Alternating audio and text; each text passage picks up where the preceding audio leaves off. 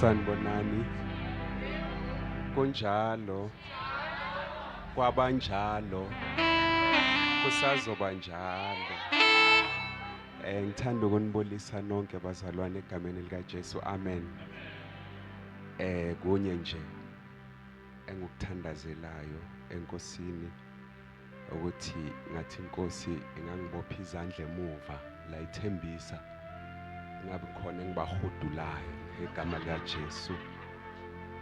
Ningibona nje ngingagqokanga nama-avaroli nami ngizama ukuthi ngizehlise ukuthi ngiraise ibar njengabanye. Amen. Okokuqala nje engizothanda ukusho ngizobonga nje uNkulunkulu for trusting us ngalomsebenzi. We know ukuthi it's not our doing. Futhi akusikho ukwazi kwethu nokuqonda kwethu. Kepha kungamandla kaNkulunkulu. Siyabonga nani kakhulu bazalwane nonke enikhona to come and support nizobungaza kunye nathi kulomsebenzi uNkulunkulu athe wasethemba ngawo. Kuningi abasekushilo ngami angazi ukuthi ngak-eraser kanjani okunye. Kodwa ke I trust and I believe ukuthi nami ilapho uNkulunkulu akangibizele khona. Lento ukuthi ubhuti omdala it means akumelanga ukuthi endlini kumosheke kukhona ubhuti omdala. Nginokubona nakhona le endlunkulu sesithi kusendlunkulu manje. Le eAlexandra maqala kungena umuntu ongazathi ushona le nale bangifuna beze bengithole.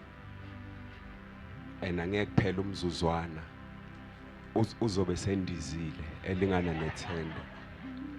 So I pray ukuthi la ngibone ngazathi la inkinga engizoba nayo ngazathi kunamaphoyisa la eduze manje.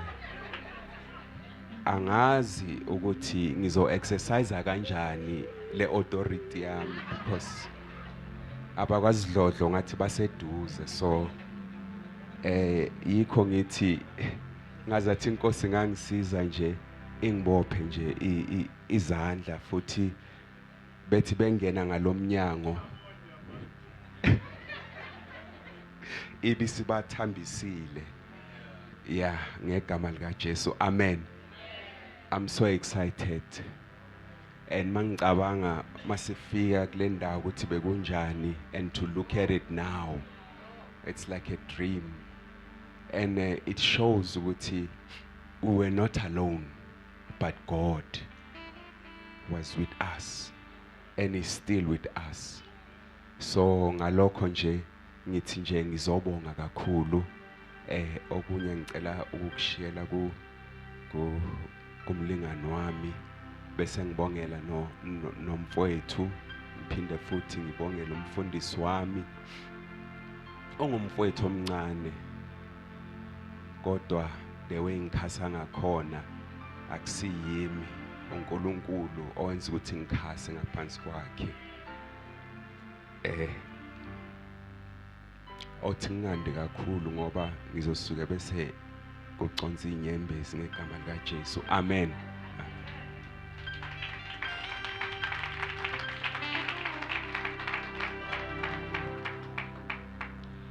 Ngiyabingelela bazalwane kwelihle igama lenkosi yethu Yesu Kristu. Ndibulisa umfundisi, ngibulisa umama, befundisi bonke, ibandla lonke egameni lenkosi. Ndizowaphosa bemafutshane kodwa ndizothetha ndibheke encwadini kaMarko chapter number 10 uverse number 45 ufundeka kanje.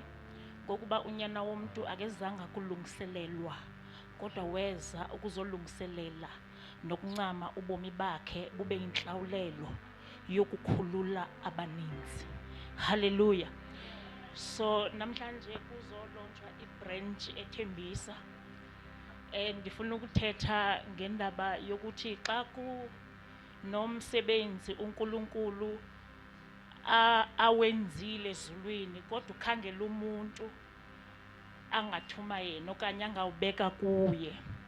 ezibandla lizala umntwana namhlanje izulu liqale lakhulelwa laqeda labe silibheke emhlabeni ukuthi ngibane ndingamthemba ngalomsebenzi esendigqibile ngawo ukuze akwazi ukunakekela ube impumelelo. Hallelujah. So umsebenzi wethu ezibandla kanye abantwana balapha endlini kukuba sincedise ukuze icebo likaThixo lingaphunzi. Ayilo cebo lakhe kodwa ulinikiwe ngumsebenzi awuthwalisiwe. Okwethu thina ukuthi sincedise kungabikho okulahlekayo. Hallelujah. So one thing as ibandla, we are in the next level here. Enhlizweni yami ukuhlela into ethi we cannot go to the next level if you don't want to lay down impilo zethu. Sometimes in next level asizoyifumana ngokuma apha kodwa sizoyifumana ngokuthi siphathe. Hallelujah. Bazalwana umfundisi uyaphatha. So one thing kunechaphaza alibekayo empilweni yami. If you want ukuba ngumzalwane ozo uNkulunkulu azosiveza okanye uNkulunkulu azokusebenzisa, landela. Umsebenzi wethu lula ukuthi nje silandele yena uthunyiwe. Yena uNkulunkulu nguyomnikeza direction, thina silandele emva kwakhe. So once waba ngumzalwane osevayo likhona ichaphaza uNkulunkulu azolibeka kuwe ngenxa yakhe. Serve the man of God, serve icebo likaNkulunkulu ukuze umsebenzi kaNkulunkulu ungapheleli ezandleni zethu. So uNkulunkulu uYesu Kristu uthi ndize emhlabeni ukuzolungiselela hayi ukuzolungiselelwa. So uthi ukuze ubomi bakhe uthi ubomi bakhe ubunikele ube inhlawulelo kwabanye abantu. So sometimes ekuseveni kwethu siyaseva but sibe nento ethi singabi nawo le part yokuzinikela. Because Yesu Kristu uthi ndizele ukuzoba ngumlungiselela then ubomi bami ndabunikela.